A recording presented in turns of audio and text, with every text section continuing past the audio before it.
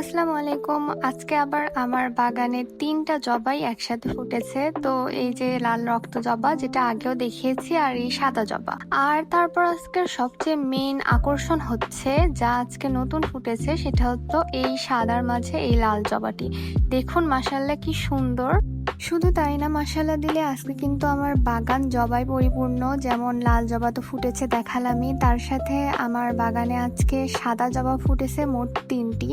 আসলে আমরা যারা শহরে বাসা বাড়িতে একটুখানি বাগান করি, তাদের জন্য এতগুলা ফুল একসাথে একদিনে ফোটা একটু বেশি স্পেশাল বিষয়। তারপর আমি তো বলেছি আমার যেহেতু সামনে পরীক্ষা, ঠিকমতো যত্ন নেওয়া হচ্ছে না, তারপরও যে মাশাআল্লাহ দিলে এত এত ফুল ফুটছে, তার সাথে এত কলি আসছে, এটাই অনেক আমার কাছে।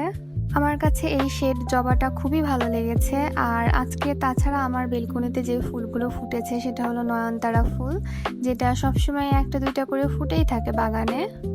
তার সাথে এই সুন্দর অ্যাডিনিয়ামটা, আমি অ্যাডিনিয়ামটা ফুল দেখে কিনিনি, বাসায় এসে দেখেছি এত সুন্দর ফুল পেয়েছি আলহামদুলিল্লাহ। আর তার সাথে এই গোলাপ।